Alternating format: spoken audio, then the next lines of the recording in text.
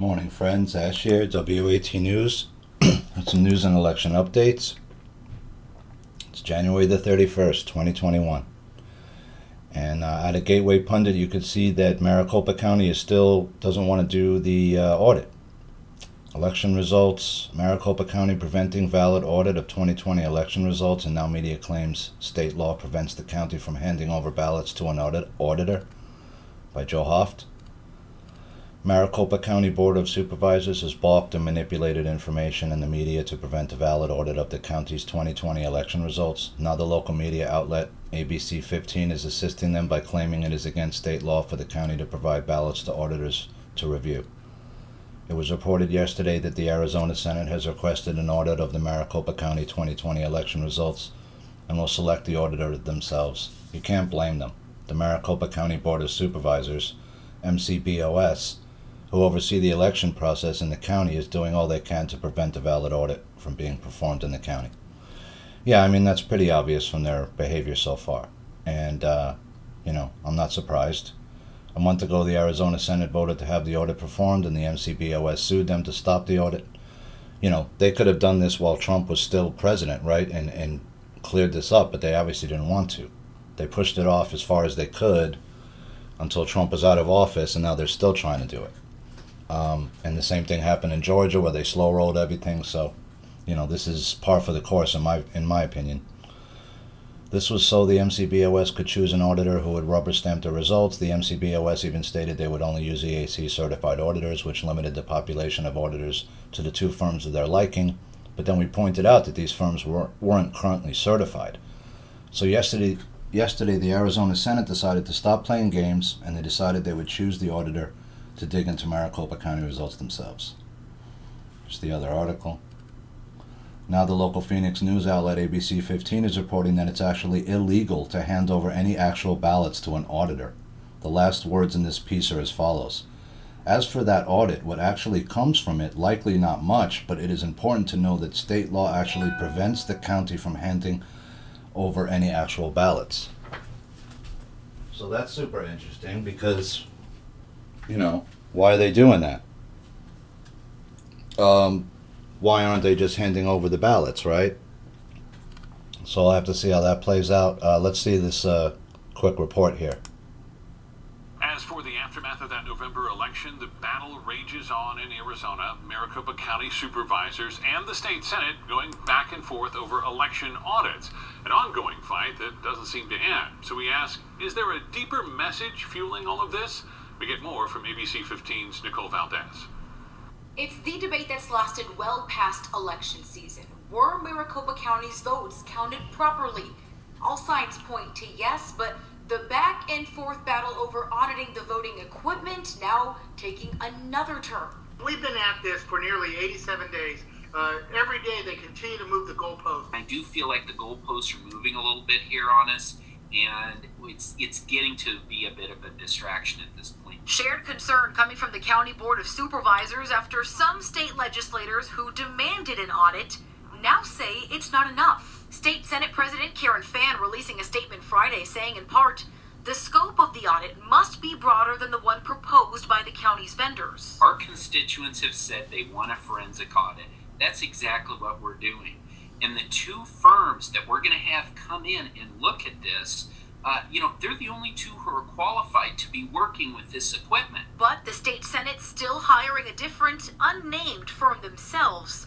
A move getting praise from some obvious supporters. The Board of Supervisors in Maricopa County has fallen down on the job. And I believe that if they've hired the right company, we are finally going to get to the bottom of what happened in 2020. The head of the Arizona Republican Party continuing to push for a deep dive into the 2020 election while simultaneously ignoring demands on KFYI for audits into her own party election. There's no procedure, process, rule that allows for it to be done. And you certainly don't allow a challenger who lost an election to demand something that they don't have the right to and we don't have the responsibility for providing. So why the double standard? The fact is that they need this narrative. They need to be able to cast down on our election. They need to use our audit as a way to push their legislative agenda. More than 30 bills introduced this month that attempt to change how Arizona conducts future elections. This is not about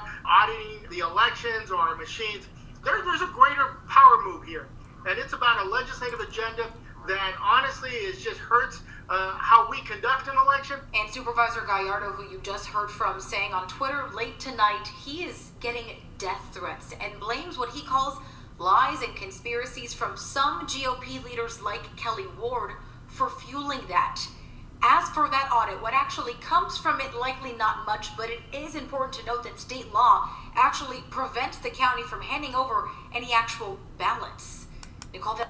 So is that true, right? I don't think so. Because auditors are allowed to, a person who is an auditor and is licensed as such in the state is allowed, if they're asked to do it, right? I would think. How else could you ever audit anything in the state if you don't count and look at certain ballots? Now the question is, why won't they turn over these ballots? Why now that it's in the open that they used two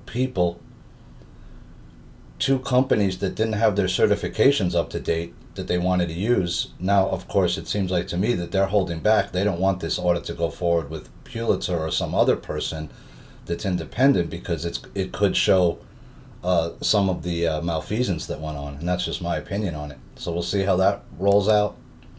5 of Trump's impeachment lawyers leave defense team 9 days before Senate trial, so we got to shake up on Trump's team. 5 of Trump's lawyers have left the impeachment defense team with just over a week to go before the trial. According to CNN, 2 lead lawyers and their 3 other attorneys left Trump's defense team over a disagreement on strategy. Quote, the Democrats' efforts to impeach a president who has already left office is totally unconstitutional and so bad for our country. In fact, 45 senators have already voted that it is unconstitutional. We have done much work, but have not made a final decision on our legal team, which will be made shortly, former Trump campaign advisor Jason Miller told CNN. Miller is correct. Nowhere in the Constitution or any other documents written by our framers does it mention anything about impeaching and convicting a former president. CNN reported 5 of former President Donald Trump's impeachment defense team attorneys have stepped aside a little more than a week before his Senate trial is set to begin, according to people familiar with the case. Butch Bowers and Deborah Barbier, who were expected to be 2 of the lead attorneys, are no longer on the team. A source familiar with the changes said it was a mutual decision for both to leave the legal team. As the lead attorney, Bowers assembled the team. Josh Howard, a North Carolina attorney who was recently added to the team, has also left, according to another source familiar with the changes. Johnny Gasser and Greg Harris, also from South Carolina, are no longer involved with the case. A person familiar with the departures told CNN that Trump wanted the attorneys to argue there was mass election fraud and that the election was stolen from him rather than focus on the legality of convicting a president after he's left office. Yeah, I mean, let all the information out, right? It's a court case. You have a right to show your information. I'd let it all hang out in that one. I just let all the information out. In discovery, here it is. Rep. Elise Stefanik calls for federal investigation on criminal acts committed by Governor Cuomo and COVID nursing home scandal. So we got New York State Rep from my state, Elise Stefanik, is stepping up, and she's putting pressure on Cuomo and the government, and we also have the Attorney General now looking into Cuomo. So, as I said earlier, he's like a guy treading water with 6 or 7 sharks swimming around and waiting for him to go under, right? He doesn't have much of a foot to stand on because Trump offered him all kinds of other alternatives when he had his perceived problems here, which were never, we never were short of beds. We never were short of ventilators. That was all a scam.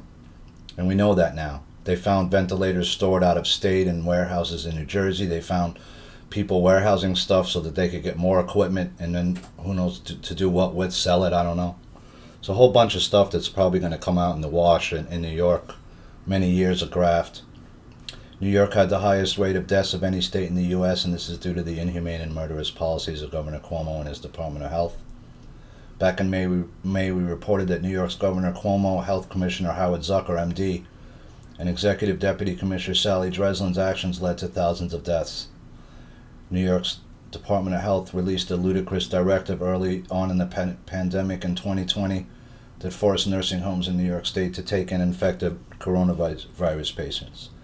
Yeah, I mean, Cuomo keeps going on the air and he's saying that it was Trump's directive, it was the government's fault. The government never directed these people to do this.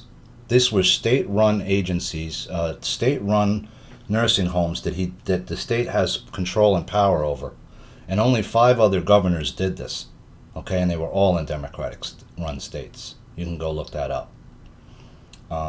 So he put this directive through. It was his choice. And that's why Trump sent the ship and he opened up Javits Center and we had Central Park, which was really a cover for the extraction, I think, of the dumbs that are underneath Central Park. Central Park, the upper part of it especially, the train tracks run directly under the park. You can see the grates if you walk along Riverside Park. You can see the grates there. I'm sorry, not Central Park, Riverside Park. The tunnels run directly under Riverside Park as it comes south, running south and north. So there's there's many access points there to underground. And that was the rumor. So, Cuomo's in deep trouble because he put this order through. It's on paper. You could see it. And, now the issue he's going to have is, why did you do this, right? When you had other options. So I don't know if the video's here. I don't think so. So we don't have to watch it, I guess. Oh, here's the video. Let's watch it real quick. It's only 2 minutes. Not escape the consequences of your intentional and reckless acts. You cannot escape your intentional cover-up, thinking the little people would never bring you down. And you can blame God for all you want, but in the end, you will have to answer to the very one you blame, God. And God help you. That's my open. Let me know what you think on Facebook and Twitter, #Judge Janine. If you like my opens, you love my new book, Don't Lie to Me. Available everywhere, Barnes & Nobles, Amazon. Here now to react to the calls for Governor Cuomo to step down, New York Congresswoman Elise Stefanik. Good evening, Congresswoman. What do you suggest should happen to the governor? Well, first of all, there needs to be accountability and consequences. I was one of the members of Congress that called for an investigation by the Department of Justice. We need to immediately issue subpoenas. I am calling on the Democratic state senators as well as the Republican state senators to immediately issue those subpoenas and the Department of Justice to issue those subpoenas. I'm also calling on President Biden to publicly state that there will be an independent investigation and not play politics with this. Governor Cuomo is the worst governor in America. And this has been not just a nursing home scandal, a criminal cover-up, a corruption scandal at the highest levels of New York State government. They knew March 25th that they were giving a death sentence to seniors by sending them as positive COVID patients into nursing homes without knowing whether the nursing homes had the ability to isolate those individuals or not. They tried to cover that up by taking, but for months and months and months, they have known these numbers and they've withheld them from the public, and they've withheld those numbers from the grieving families and advocates like Janice Dean who have lost loved ones. Congresswoman, should Governor Cuomo resign? I believe the Commissioner of Health should resign. I want to see an investigation. I want to see a federal investigation because I think there were criminal acts conducted by the governor, by his senior staff. I want a very public, transparent investigation. And yes, I think he should resign if there's a criminal cover-up, which I believe there is. Okay, but you understand. Okay, so that's that. We'll see what goes on with Cuomo. The sharks are starting to circle him, right? Now the question's going to be, is Biden going to do anything? And my guess is no. He'll cover that up if he can, and he'll shuffle as much cash back to Cuomo as he can to keep him quiet, because he did what he was told to do, right, by pushing these people into the nursing homes. And he wants his $15 billion out of the government for it now, which he says is a modest ask. So, 15 bills, modest. Bill Gates, I think I covered this, surprised over crazy conspiracy theories. Well, are they? I mean, there's lawsuits against you overseas for years in the past for vaccines you've pushed out in other countries in which people got hurt and some people died.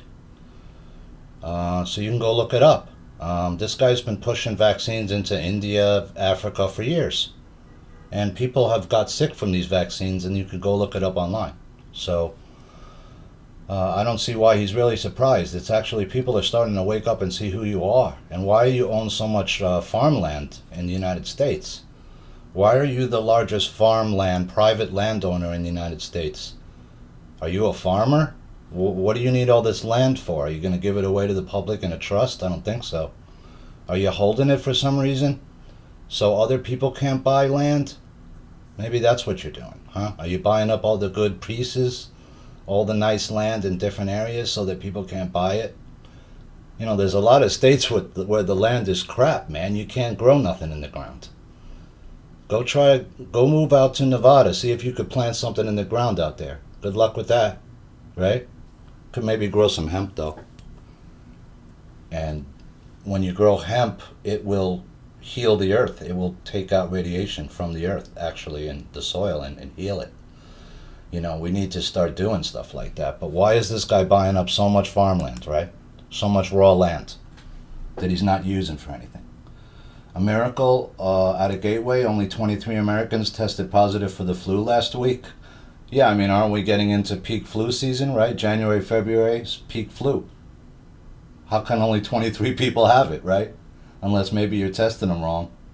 Maybe you're testing them with a test that's no good. Last week compared to 14,657 flu cases that were reported last year at the same time. So yeah, there's no flu anymore, right? What happened? Well, it's all COVID now. It's not that hard to see. This isn't sophisticated what these people are really doing. It's a lie. It's just a lie, right? But if I tell it to you enough times, you'll believe it. It's the same bullshit. Now, I've hearing some bad things about those tests, man. The one that goes up your nose, I wouldn't do it at all, because what are they pushing that thing all the way back into your nose for? If you got to wear a mask over your mouth, this one doctor was saying, right? And the worry is that I could cough on you and, right, spray some saliva on you that might get you sick, right? Well, why are you testing me up my nose almost into my brain, area, right?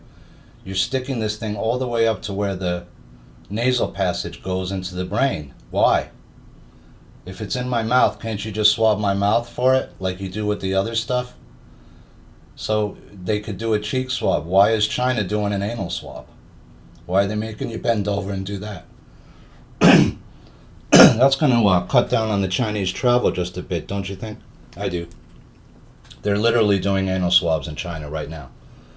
They say it's a better way to test. But I thought this was in my saliva in my mouth, so why are you testing me in my butt, right? Doesn't make any sense. Maybe we could push it further and further and further to see how far you'll go, right? How far into the lunacy will we go? So, getting back to the Reddit and the GameStop thing, Robinhood, right? Regular investor types. Tyler Durden, Zero Hedge, is talking about Reddit preparing to unleash world's biggest short squeeze in silver.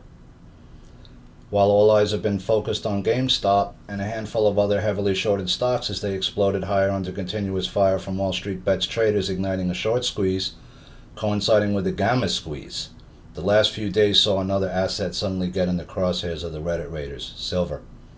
On Thursday we asked, is the Reddit rebellion about to descend into precious metals?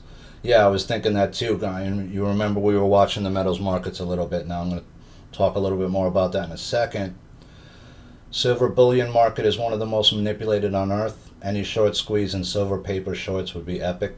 We know billion banks are manipulating gold and silver to cover real inflation. Both the industrial case and monetary case, debt printing, has never been more favorable for the number one inflation hedge, silver.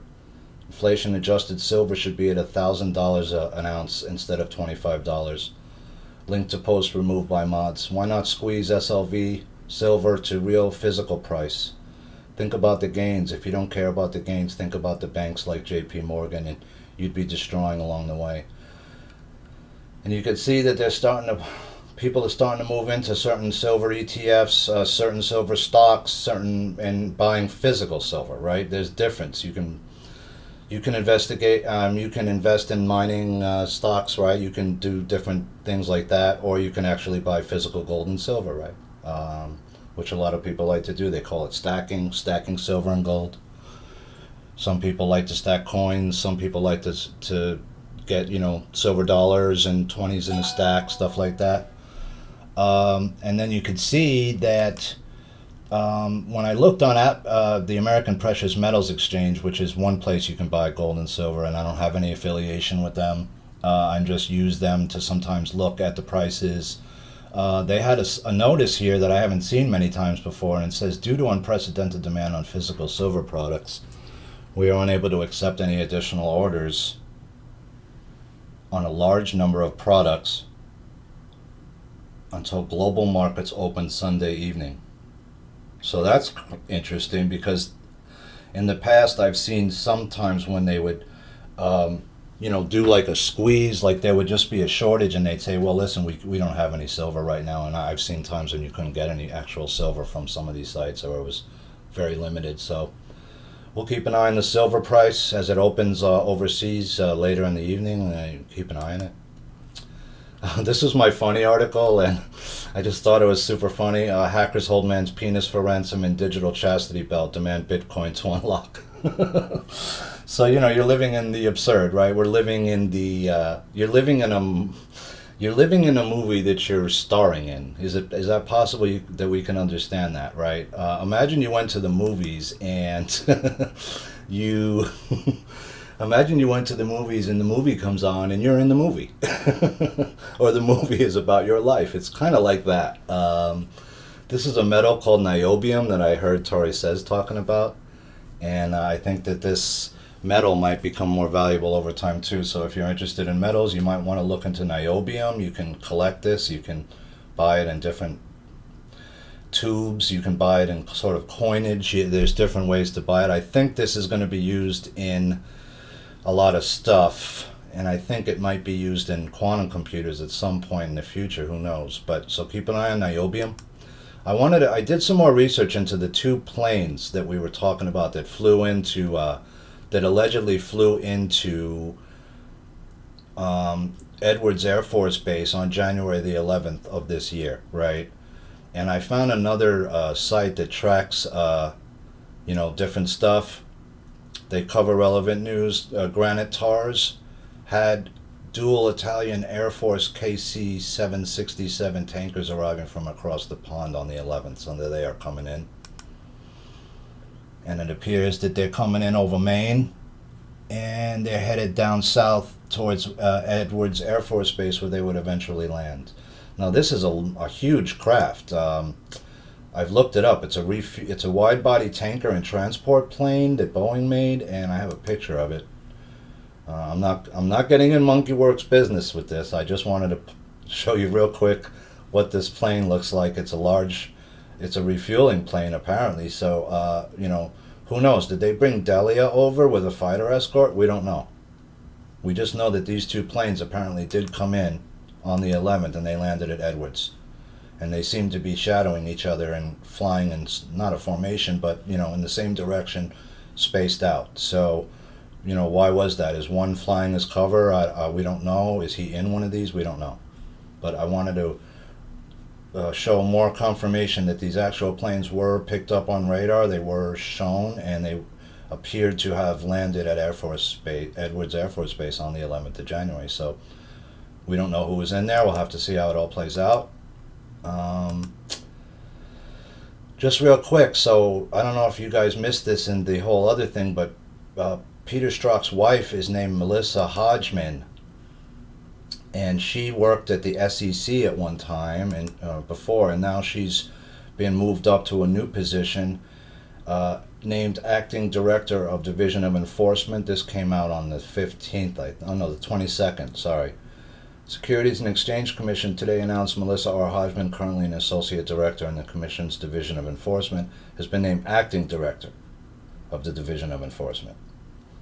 So she had worked there in the past. I won't go into too much detail. It's just you could see sort of deep state players keeping these people close. If you notice, the people that Biden's brought in were sort of the similar. I saw this interesting photo of her, but this doesn't look like her, so I don't know if that's her now. I was just looking for pictures of them together, but you can find almost no pictures of him and her together. But apparently she was named to this position. So, and here's another thing I found on Peter Strzok's wife, Melissa Hodgman. Meet Melissa Hodgman. She's the wife of Peter Strzok, FBI agent. So, some more background on her. So she's been moved up into a power position. Why is that, right? Why this person? Is it to make him happy? Is it to reward him? Keep him close to the vest? We don't know, right? This guy is starting to seem like he's a bigger player than we thought earlier on, and I'm not sure what his whole background is, but he seems to be more of a big player in this than we've been told. So I don't want to go too long, guys. We'll see how this. We'll watch the markets next week. We'll watch the stocks. We'll watch. We'll watch everything, and stay in your center, right? Because it's just going to probably get crazier and crazier from here on out, is my guess. You're seeing Biden put through 40-something different, executive orders. Some of those apparently appeared blank. Some of them didn't. So we'll have to see how it all plays out. But it's starting to appear that the story we've been told is different than what is actually going on in the background, right? Everyone was saying, oh man, well, Biden's in. Well, is he really, though? And if you were following X22 report, he goes into some really good details about the war manual, right? 11.3, 11.4, there's a war manual that he goes into, and it has all these different codes, right? And part of the codes that it's talking about is occupation, right, of a sovereign area by a foreign power. And if you notice, they moved the troops in some areas outside of the fencing now. Cesare Sacchetti has something on his Twitter about it, and we'll go check this out, and then I'll end the video probably there. More protests in Austria against the COVID terrorist operation. Most people not wearing a mask. So, more protests against COVID. The people are standing up. And here's the anal swab China. I'm not going to get into it, but this is how they're doing things in China now. So, yeah, that's what you'll have to deal with in China. And hang on a second. Pentagon halting Biden's plan to give vaccines to Gitmo terrorists. It's the first time the Pentagon's not obeying the president, so they scrapped that. Here's some more beatings going on in this is France. Apparently now you can't photograph the police. It's getting vicious in France. They're coming down hard. So you could see people are starting to get upset. I don't know, where was the thing with his troops? Hang on a second. Here it is. Maryland Avenue, 2nd Street Northeast, and we are approaching the Russell Senate building area. Hey, do you know why they moved you guys outside the fence? No idea. This just happened, huh? No idea why they moved you outside the fence? That's interesting. So now, if you look, guys, we have soldiers lined up.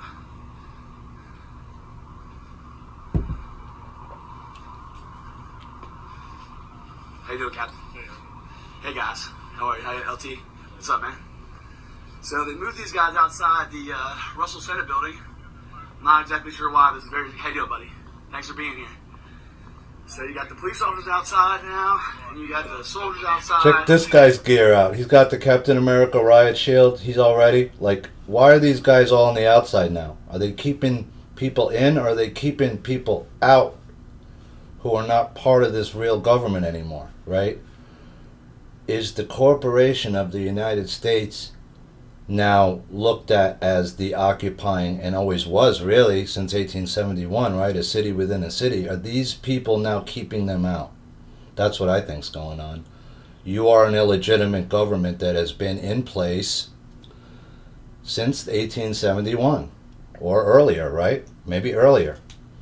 And now this government is not legitimate, and we are stepping in to keep that government, which is a hostile force, out, right?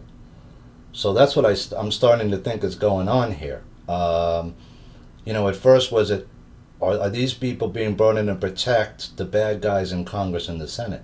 I don't think so. I think they're being kept here now to keep them out, and they're not running things anymore, is my guess. So we'll have to see how that all plays out, but I just wanted to show you that now the troops are outside the fences. They're keeping people from entering these areas, right? And if it's the Russell Senate building, well, then that means that we're, in a sense, we consider the Senate and the Congress to be an illegal mechanism that is in place. It's part of the illegal United States corporation that is now defunct. So we'll have to see how everything plays out, friends. I just wanted to show you that.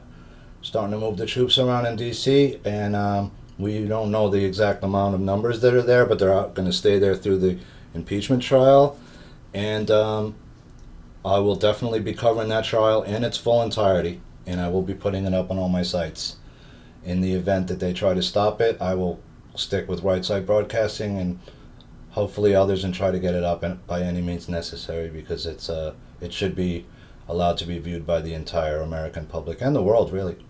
So with that, friends, I hope you're well. I hope you're safe. I hope your health is well. I hope you're doing your workouts and you're staying in your center. This is Ash, WAT News, signing off for now. Be well.